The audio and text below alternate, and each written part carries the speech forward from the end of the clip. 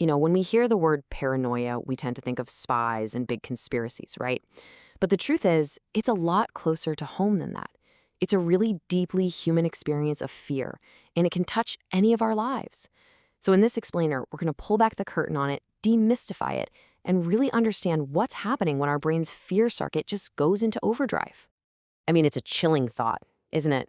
That feeling that you're being constantly watched or judged or maybe even followed. This question, it gets right to the heart of the paranoid experience. It's that gut feeling that something is just deeply wrong, even when you can't see any proof at all. Okay, so first things first, let's build a really clear foundation. We're going to move past all the stereotypes and get to a simple, direct definition of what we're actually talking about. The key phrase to really latch onto here is strong, unfounded beliefs. This isn't just a casual, fleeting suspicion. No, this is a powerful, deep-seated conviction that just won't go away, even when there's zero concrete evidence. The mind is essentially creating its own, very convincing story about a threat. So, the most common form this takes is something called persecutory paranoia. This is that classic textbook belief that some person, or maybe even a whole group, is actively out to get you, that they're plotting to cause you harm. And this is a perfect example of how it can show up in our modern world. Now, for the person experiencing this isn't some abstract idea. It is an immediate, terrifying reality. The threat feels so personal, and our technology often becomes the weapon they suspect is being used against them. And that leads us to a really, really crucial point. Paranoia is not some on or off switch. It's not black and white. It actually exists on a spectrum, a whole continuum of fear that can range all the way from something pretty mild to something incredibly severe. So you can see how this works right here. On one end of the spectrum, you have mild suspicion, a brief, reality-based thought like, why is that guy looking at me? Then, in the middle, it gets more intense. You start misinterpreting things that are probably totally neutral. And then, at the far end, it becomes a firm delusion, something held with absolute certainty, like believing without a doubt that a camera has been installed to watch you. But here's something you might not realize.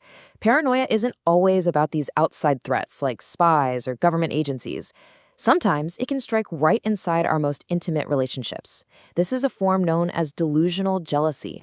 Yeah, it's sometimes called Othello syndrome. It's when a person develops this absolutely unshakable but totally unfounded belief that their partner is being unfaithful. Every late text, every quiet moment, it gets twisted into proof, and it creates this incredibly painful cycle of suspicion and accusation. Which brings us to, honestly, the most important question of all.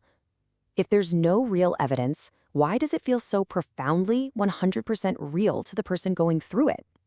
Well, the answer is all about how our brain is wired to handle threats. Okay, so it all comes down to a kind of imbalance in the brain.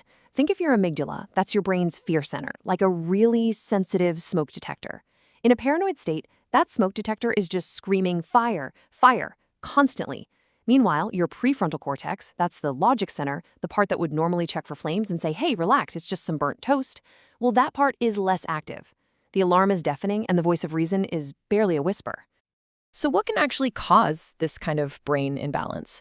Well, it's often a mix of things. Things like long-term stress, trauma, social isolation, or even just severe sleep deprivation, they can all push the brain into this hyper-alert threat detection mode.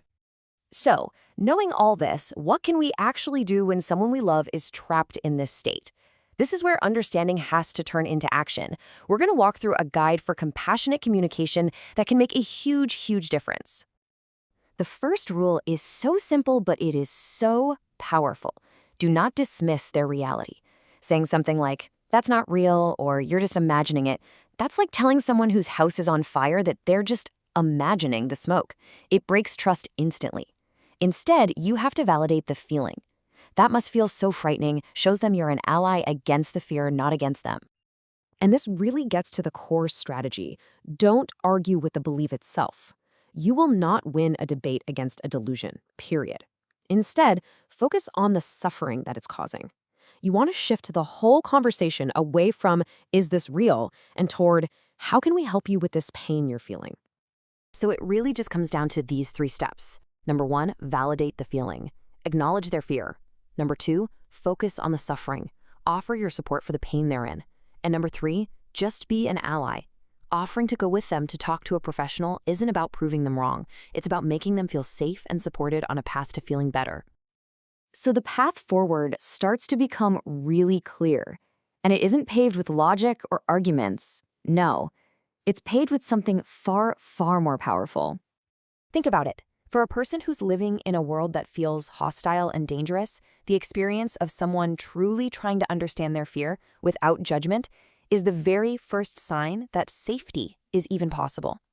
Empathy is what builds a bridge out of that isolation. If you take just one thing away from all of this today, please let it be this sentence. It is the perfect way to say everything we've talked about. It completely sidesteps the argument, it validates their experience, and it centers the entire conversation on a shared goal, just helping them feel better. And that really just leaves us with a final thought. In a situation that feels so illogical and confusing from the outside, maybe the most logical thing we can do is just stop trying to fix the belief and start trying to understand the person. What if that empathy, that understanding, what if that's the real key that unlocks the door to feeling safe again?